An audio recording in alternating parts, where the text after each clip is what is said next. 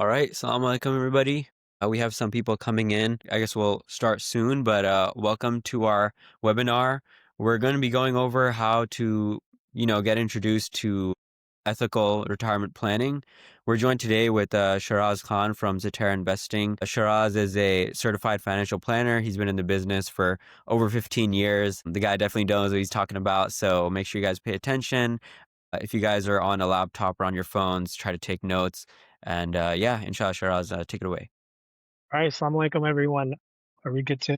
Should be good to go. If you want, we can wait a little bit to have people join in. I think we have 15 right now. Yeah, so let's give it a moment. Hey, where are you guys calling or dialing from? Shiraz, Absar. I'm in Dallas. I'm in New York. New York, Zaran.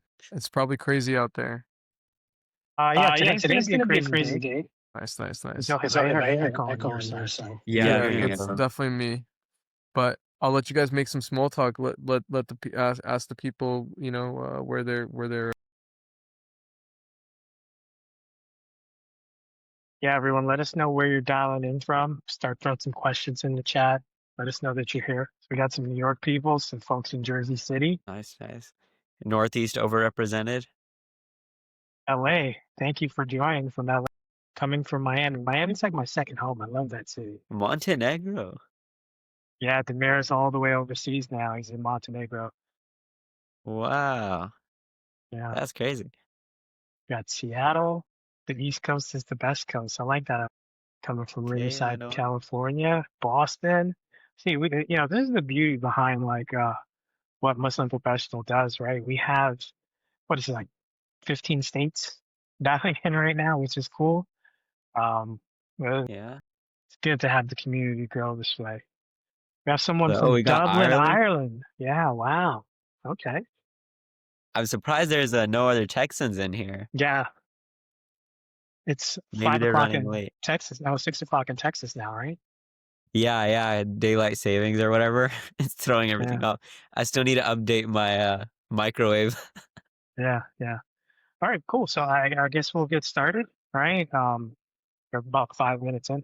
So yeah, again, assalamu alaikum, everyone. My name is Sharaz Khan. I am a certified financial planner with Zatara Investors. I've been in this space for 15 years. Demir and I, we run our team at Zatara. So just take a brief intro, talk about Zatara, how we work, how our practice evolves, and things like that. Zatara is a independent broker dealer, and one of the beautiful things behind that is that we get to really control our own destiny. We can focus on different types of communities that we want to work with. Me being Muslim, working with the Muslim community is a big deal to us. Also, being independent, Zatara gives us unlimited investment options in the industry. We could really choose whatever we want to buy for our clients at any time.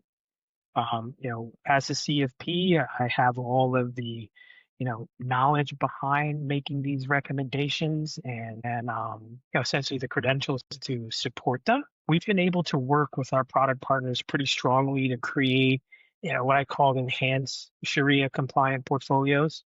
I'll talk about a little bit of those now, but the big part of tonight's conversation is for you to get some clarity on what you're buying, when you're buying it. And I got to say thank you to everyone that registered because we had so many questions come in that were pretty detailed. And, I'll try to explain as many of those as possible tonight. And we'll start things off. So we really want to know what's in your portfolio at a very high level. And letting you understand what potential pitfalls are out there, and go from there. So just make sure you're seeing my screen there. All right. So we spoke about Zatara. That's Demir and I. That's our contact information. Everyone will be able to reach out to us at some point. We'll share all of the info with you. So we'll talk about what Sharia compliant means, right? I'm not going to go into the capital structure sides of things, but it includes companies that are involved in haram sources, right? We look at debt to equity ratio and other liquidity ratios for these companies as well. And the most important thing is that these metrics are not arbitrary metrics. These are what the Islamic scholars throughout the United States have said meets the requirement for Sharia certifications. right? And now I want to say this: we live in the United States, right? We do not live in Malaysia or Saudi Arabia or the UAE. So I'm going to tell you, it's not completely perfect, right? Because companies evolve and change their capital structure very regularly. And what we do is we try to keep up with those as best as possible. So main thing we want to talk about is, do you know what you own? So most people invest in the financial markets through their 401ks or through their IRAs, and they typically buy the allotted, mutual funds or ETFs that's in that plan, right? A lot of folks when they start out, they try to buy an index fund, typically like the S&P 500 index fund. And what we really want to talk about is like how much of that index fund actually meets the Sharia compliance and then also the ethical side of investing, right? They believe their portfolios are diversified and responsible, and many mutual funds include these non-compliant companies. When we talk about ethical investment, that means many different things to many different people. We want to talk about specifically the Sharia side, and I'll get into some other ESG stuff. But typical 401ks includes S&P 500s, mutual funds or ETFs, the target date funds. Those are the investments that have like 2035 or 2045 or 2055. And then they have what we call like total market or broad market funds, where it tries to invest in everything throughout the stock market, right? About 30 to 35% of the S&P fails the Sharia screeners, right? And a big part of that is because of capital structure in the company. What the scholars have decided is that if a company has excess debt of over like 33%, they fail the screener. If they have over 45% in accounts receivable, they fail the screener. And the thought process behind that is, we want to try to stay away from companies that are deriving income or earnings from riba, right? And usually companies that are debt heavy do have some interest rate spreads that they look at. So we tend to move away from those. And then we have other everyday companies that may seem ethical, right? But technically aren't halal, right? Or don't meet the Sharia compliance. So we'll see things like, some alcohol and beverage franchise, right? We'll see some content companies, right? Some banks, right? These are some things that we would want to stay away from, right? What happens when these, screens are applied? Certain industries gets fully excluded. The banking and insurance industries virtually go away, right? The financial sector goes from 14% to 0% exposure. So you think about all those big banks, we all know their names just because of how they produce income and the type of business that they're in. We essentially remove them from the process. If we see that tech increases pretty significantly, goes from 27% of the S&P up to 32, right? But that's not to say all tech companies are ethical. So we look at the ESG factor as well, right? The environmental social governance, right? It evaluates how responsible companies operate, right? Companies that have high ESG scores are like Microsoft, Adobe, NVIDIA. Low ESG scores are going to be ExxonMobil, Meta, Philip Morris. What ESG and the Sharia filters aim to do is align all of the principles. So what you would see, someone will say, hey, they want to have an ethical investment, and because Meta, which is Facebook, has a lower ESG score, they may want to go away from there. But you'll find it in most of the Sharia portfolios. Right. On the other side of that, you'll see a company like Amazon, which has a relatively good ESG score, but because of their capital structure, they fail the Sharia compliance side. Right. So things, what we try to do is blend both, right, and come up with the best portfolio. Key thing to remember is ethical does not mean inferior, right? Sharia compliance portfolios can perform identical to the benchmarks and potentially outpacing them. So we work with Russell Investments quite often. They're a very, very large investment company. And what they were able to do was look at the Sharia portfolios that we've created and compare their returns over the last 1 year, 3 years, 5 years, right?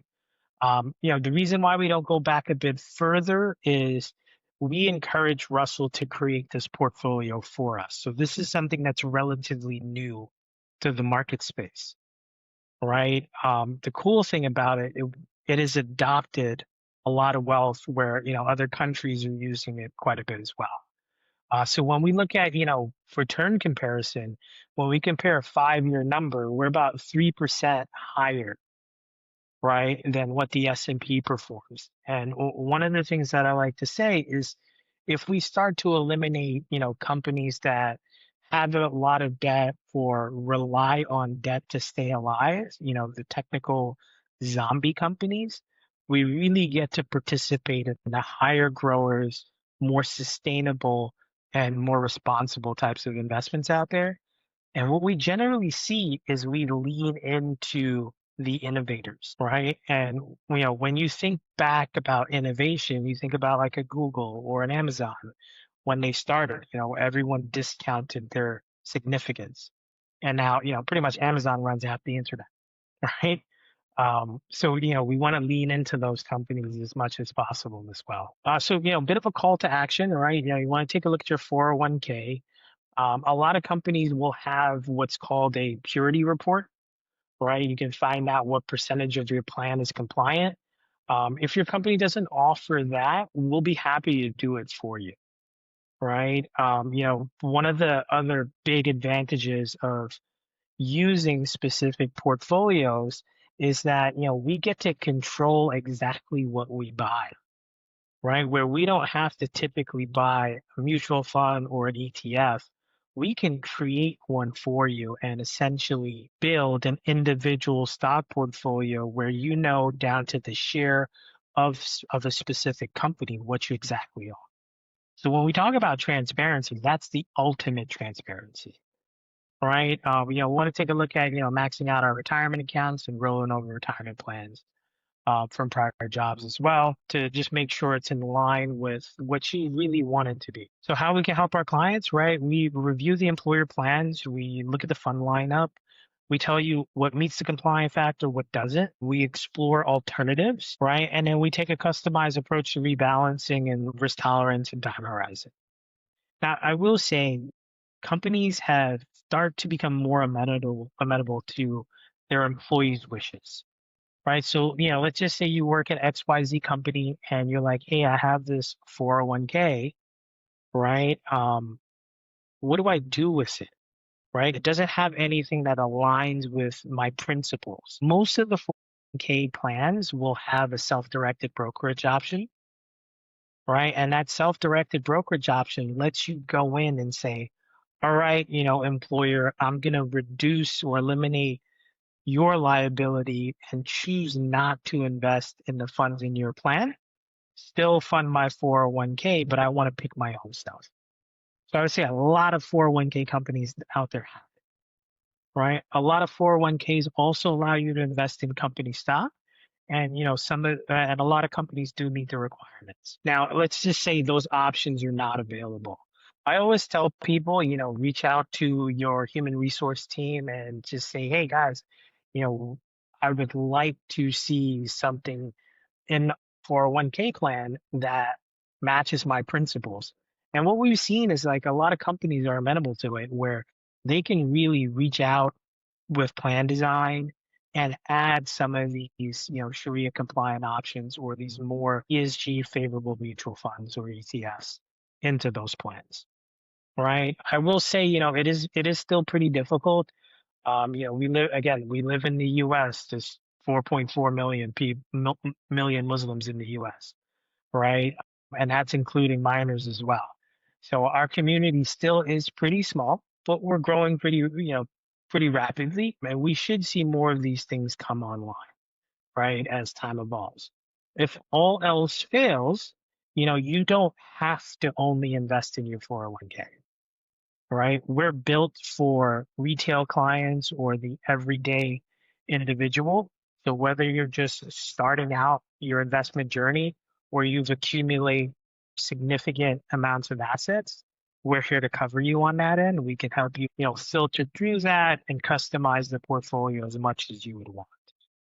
And I know we do have some clients on the call, which is pretty interesting. Glad to see you folks here. So benefits of working with an advisor like myself and Demir, again, we have the expertise, we have the accountability, and we have the efficiency. I would say, I like to pause here for a second because a lot of people ask, Shiraz, how should we choose an advisor? What should we be looking at?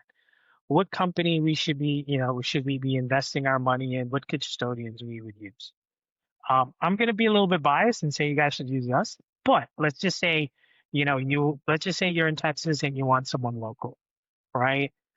First thing I always recommend, we look at an advisor's credentials, prefer that you work with CFPs because in the financial advice space, that's one of the oldest and most significant designations that someone can have, right? So that covers, the expertise side for most general investment. I would also recommend you work with a company that is essentially independent. And the purpose behind being independent is because some of the things you may want, like a halal ETF or an amana fund or a Sharia compliant portfolio, a lot of companies may not have access to it. So it's out there in the market space, just those advisors don't have access to those channels.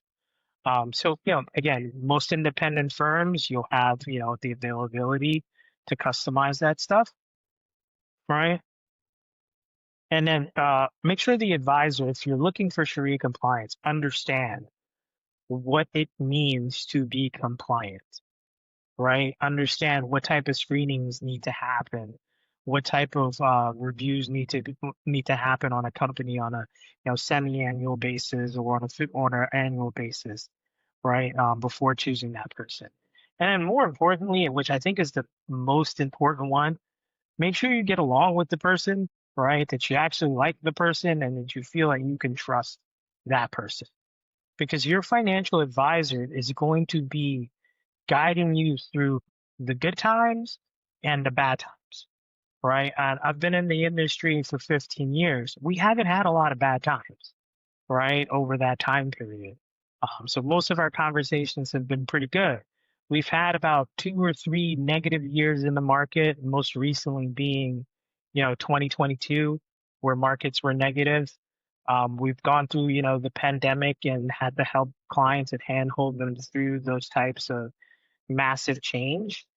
So make sure you trust that person. You're willing to take that person's recommendations, and you want someone that will educate you on these decisions before making them. You don't want the advisor that just says, "Hey, you should buy this because I say so."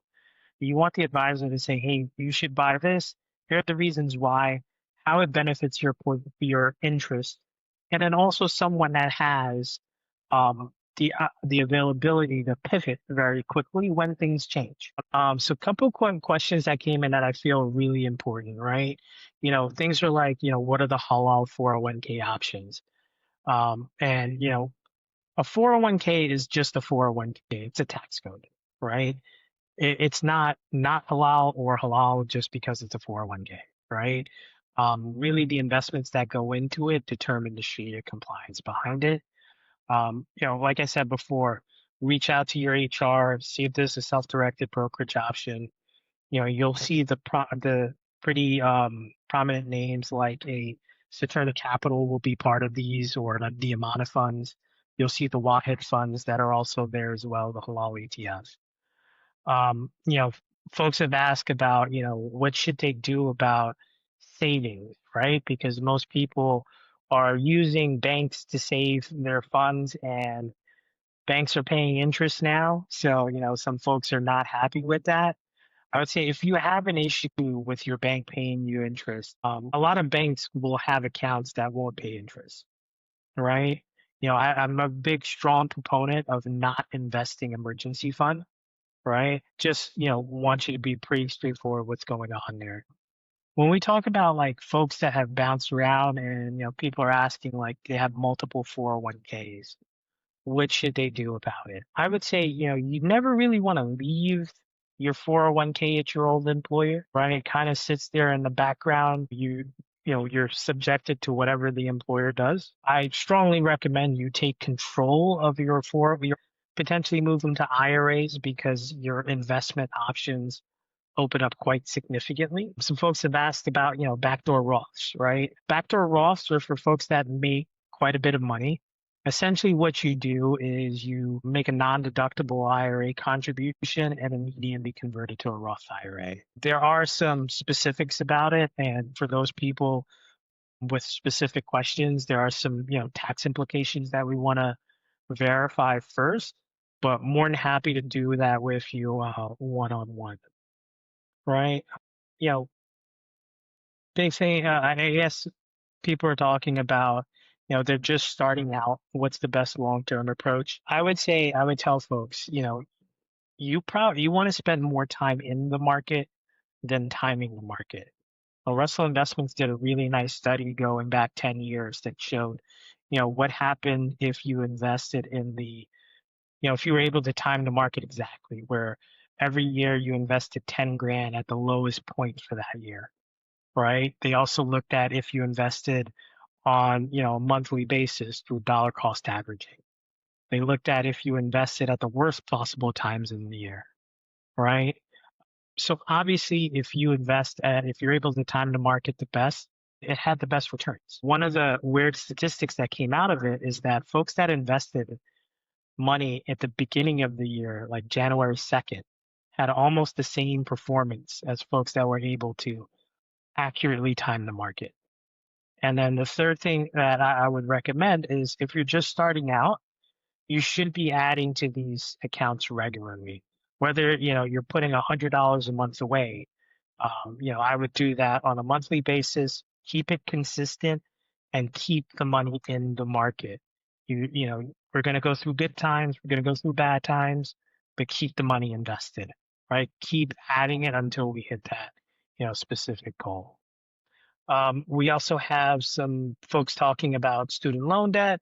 I mean, really, I always say, you got to pay your debt. I mean, you want to pay it off as quickly as possible, right? We have a lot of self-employed people on the chat. For the folks that are self-employed, your options are pretty vast, right? You have options to IRAs, you have SETs, you have solo 401ks, you have defined contribution plans. Depending on how your business is registered, we can create some really, really great strategies that allow you to save quite a bit on taxes, put a bunch of money away for your future.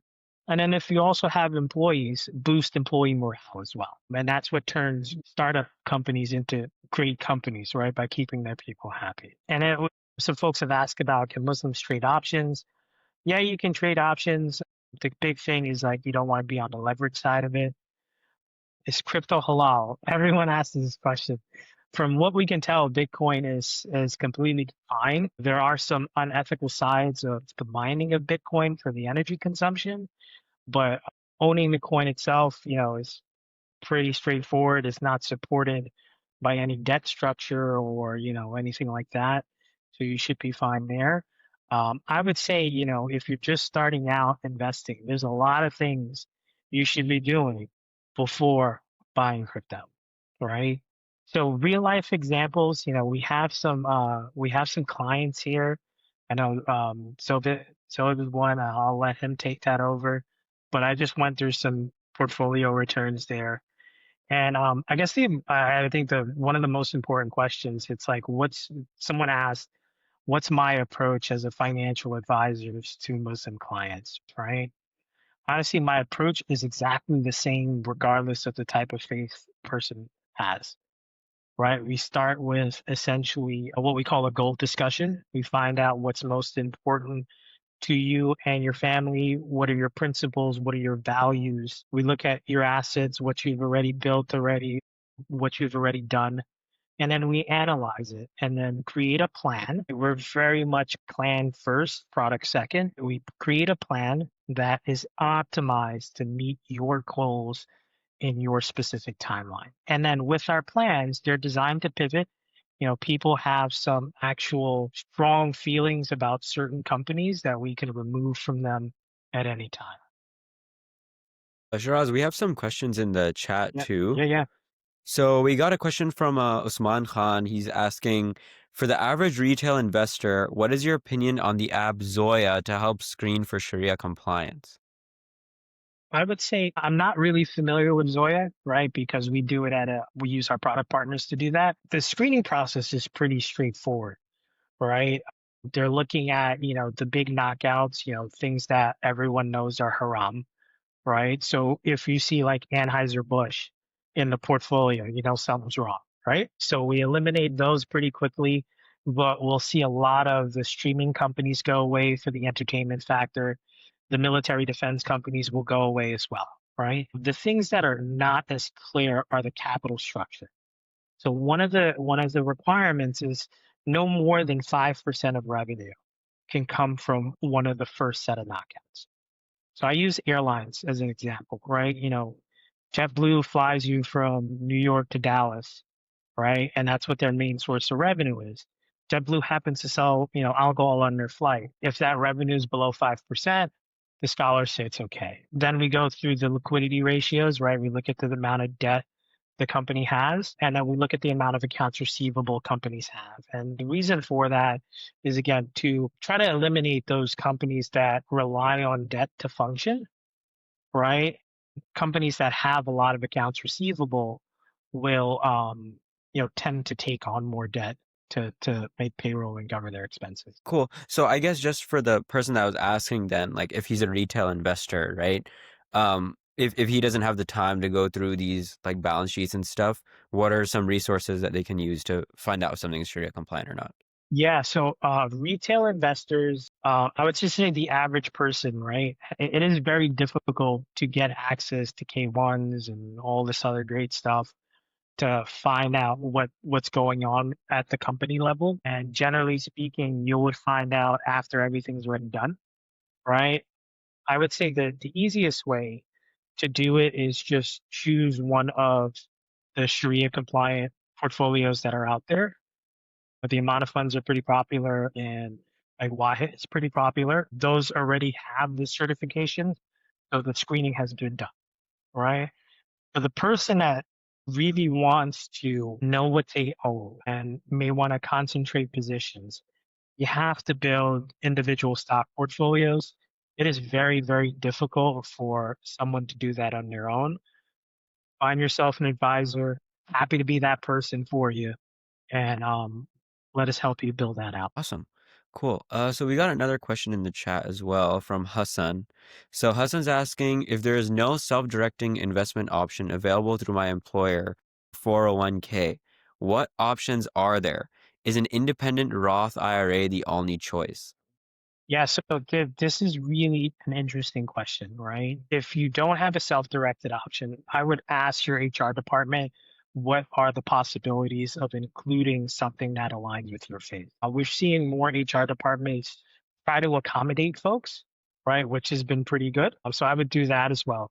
Let's just say all that stuff fails, right? If you're below the Roth income limitations, then by all means, you should be funding a Roth IRA and you can choose your investments through there, right? If you're above the Roth IRA limitations, you may want to look at a backdoor Roth, right? But hey, you also have to remember that the IRS has specific rules on when you can fund IRAs and when you can't based on your income. Now, although you may not be putting money into it, if the company is putting a contribution in there for you, it's as if you're participating in the eyes of the IRS, right? So that can dictate whether or not you can use IRAs efficiently. If, and we could speak about that one on one, happy to go through that with you.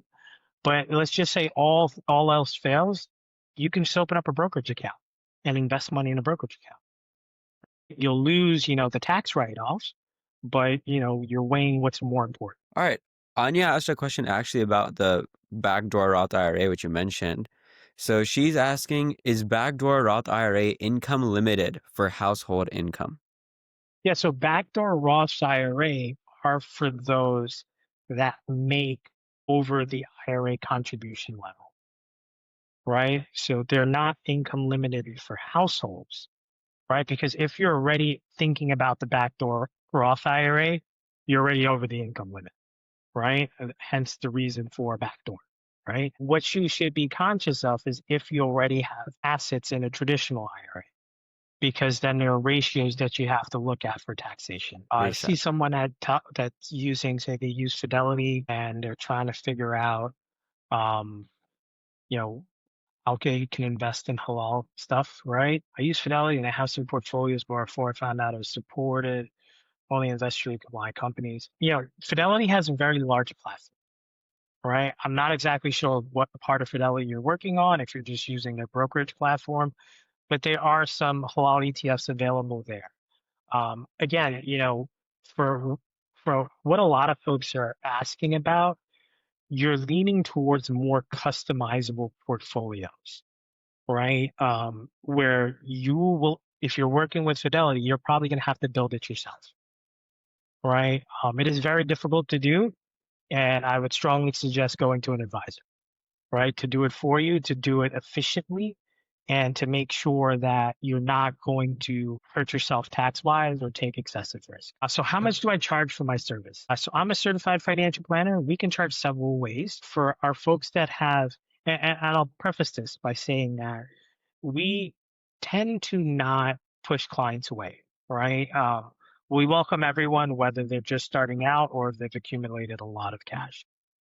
So we can charge folks for just financial planning, where we create financial plans, and it really depends on how much work we have to do for a fee on that end. But on average, for our folks that are using us for financial planning and asset management, if you're sub $1 million, your fees are going to be somewhere between, 1.3, 1.6%, right, on the assets that we manage.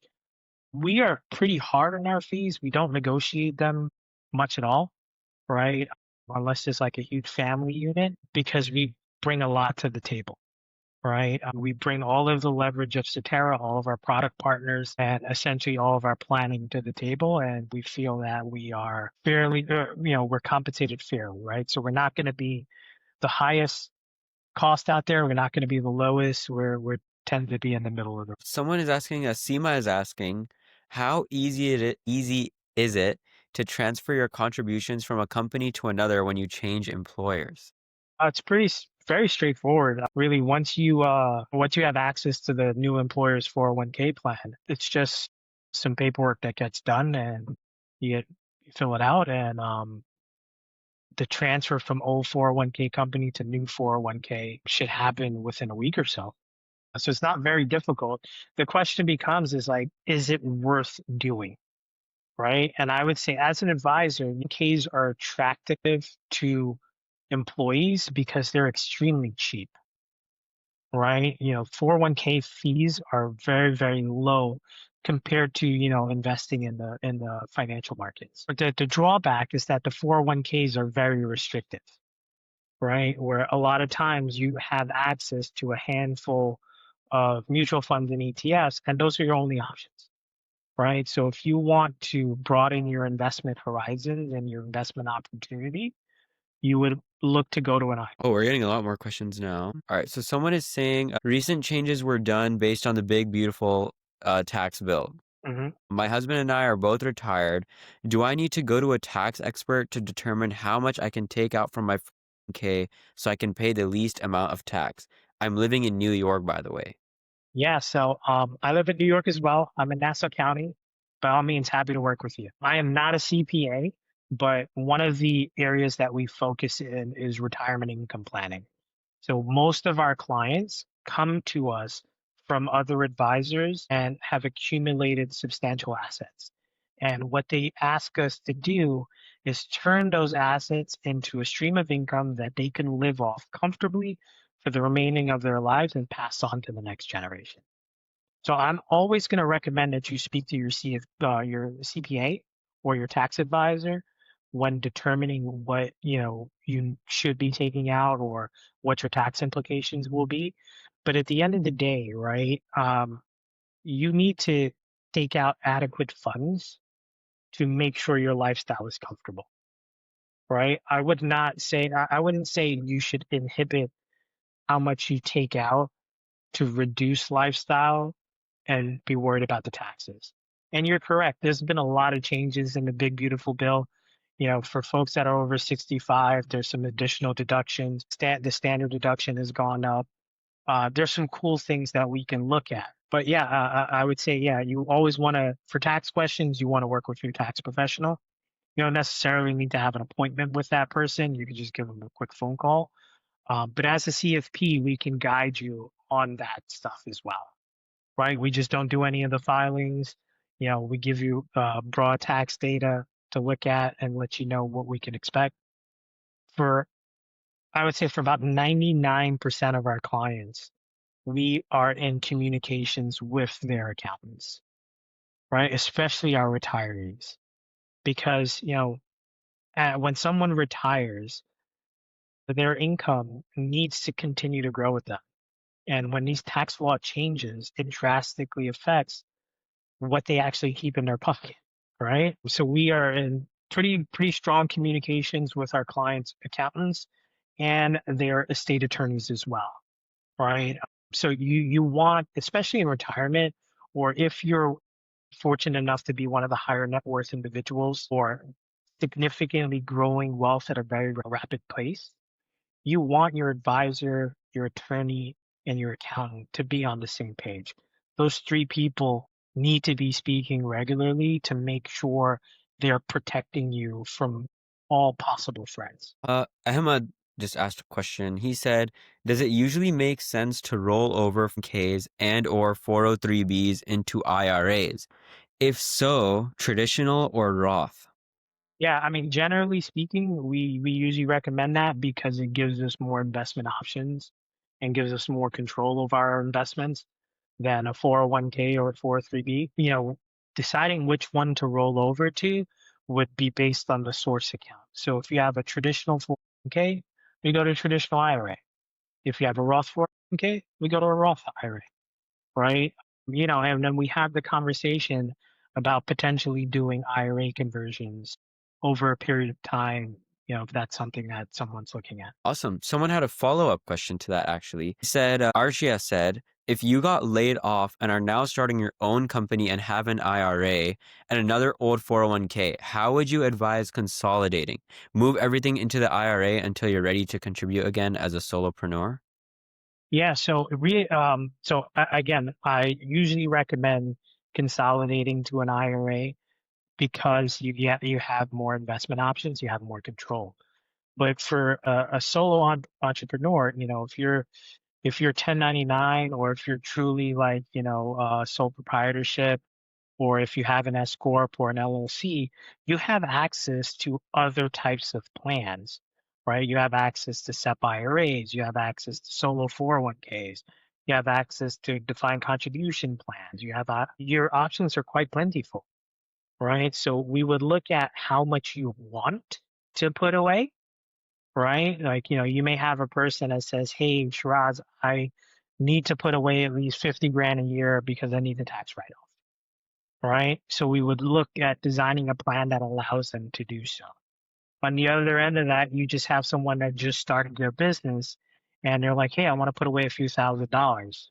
Put that into your IRA," would be, something that. Awesome. I think this is related to that tax question that was asked earlier. But Hassan is asking, is it common to find CPA and CFP credentialed advisors? What about CFA as well? I commonly find one out of the three, but never all together for comprehensive planning all in one place. Yeah, so it is not common because those three areas are three very, very difficult areas to work in, right? When someone becomes a CPA, they understand the tax code quite substantially.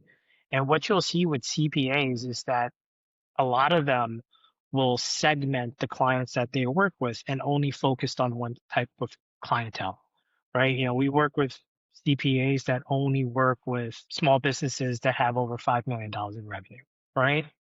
We have, CPAs that will work with teachers or unioners or pensioners and folks like that, right? So, just going to a CPA is not, a bad thing, but you would want to find someone that is knowledgeable in the area that you're in. CFAs, they do a lot of financial analysts. You'll find more CFAs working behind the scenes as, on the portfolio management side. So, a person like myself or a CPA would not be looking to get a CFA designation. It just doesn't line up. But the main reason you see them separate, if those are three areas that are very, very difficult, right? Being an expert in one is very complicated. Most people don't have the bandwidth to do all three effectively. There's people that say, hey, yeah, I have the designation, but they just can't do the work efficiently, right? So I wouldn't be looking for one person to do all of that. You'll generally find a team of individuals where there'll be, potentially a CPA on the team, potentially a CFA on the team, and a CFP on the team. But they won't be one person. The reason we don't look for CFAs is because we have access to all of our product partners. We have access to Goldman and all the big investment companies out there.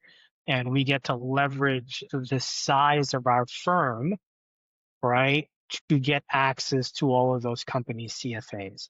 So if we need, like, let's say someone came in with a portfolio that we needed to do a deeper dive on it, we can reach out to one of our product partners, or we can just reach out to our own internal investment management team and say, hey guys, you have the CFAs, get me the data that I need to do the research for me, and they get to bring it back to us. I did see in one of the chat, I can't find the message, but someone was asking if you serve customers in Canada.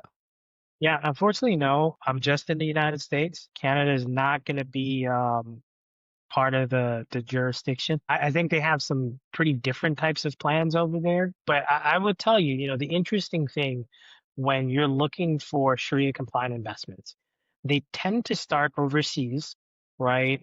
Middle East, Malaysia, those types of areas, then make their way to Europe, right? Before coming to the United States and Canada. Right. So a lot of these companies will start overseas, get funding. Like Wahed is really big on this as well.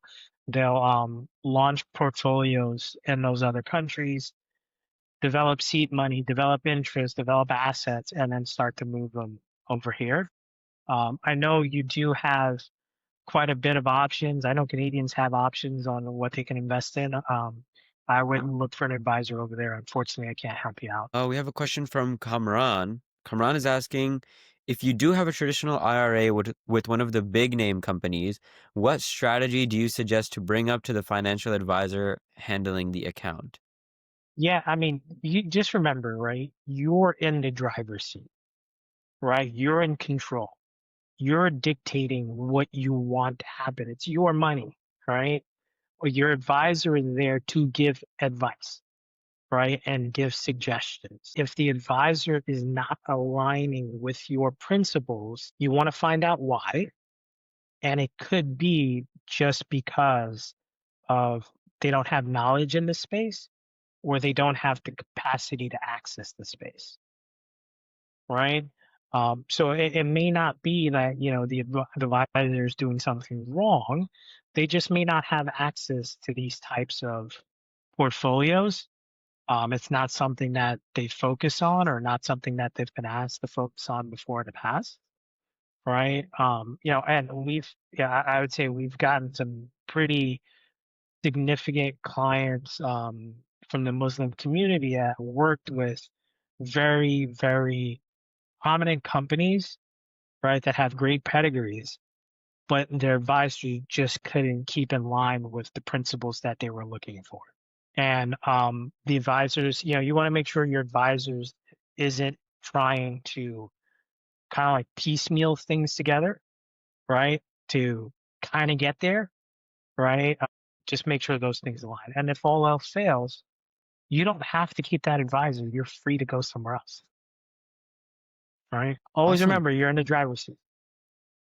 Yeah, it's good to know. And I would say, right, like when your advisor makes a recommendation or a suggestion, you should be asking, why are we doing this? Right? Like, what's the benefit to me? Right? Is it, how is this really gonna, work for my situation? Right? So I think, we're reaching our timeline here. Any other final questions that we can go through? Don't see any new ones coming in the chat for now. Yeah, I will say to my business owners out there, you have plenty options that are available to you where you can put away significant assets and save quite a bit on taxes. Right. We'll be happy to get in touch with you. For contact information, I'll put our number back up on the screen here. Bear with me 1 second. And we'll put our email back up here where you folks can reach out to us directly. We are more than happy to sit down with everyone. So again, that's my info. That's my work cell email. Feel free to call, text, email. Happy to get in touch with you. Happy to review your stuff. Generally speaking, just so everyone knows, we generally do not charge for consultations, right? So for folks that, are thinking about starting a plan or figuring out what's going on with their portfolios or just trying to get their financial house in order, right? By all means, reach out and then, we will go through it there. Awesome, Sharaz. Well, thank you so much. I appreciate your time. Once again, guys, thank you all for joining with Cetera. You guys can get a free consultation. Their contact information is on the slide there. Yeah, so And yeah, one appreciate your quick thing, time. I'm sorry, right? We just had a Yes. question. So someone said, so you manage mainly 5 million in revenue a year, and no, that's not what I said, right? I said some of our CPAs that we work with will segment their clientele to only those types of business owners, right? We tend not to turn clients away. We have clients that are just starting out in life, right? To folks that have, north of 50 million in net worth, right? So we don't have a restriction on how much money you have to invest with us, right? The restriction occurs with, can we buy the same amount of things with less money? And the answer is no, right? Someone that comes in with $500,000 can invest in much more things that someone comes in with $50,000, right? Just kind of makes sense on that. But yeah, I mean, we're good to go there. Awesome. Thank you so much. Yeah, guys, make sure you hit them up no matter what stage you're at. You get a free consultation and, inshallah, we can all grow together. Yeah, Thank you so much, Sharaz. that's the goal. Appreciate your Everyone time. goes together. All right, take care, everyone. Have a good night. Assalamu alaikum. All right. Assalamu alaikum.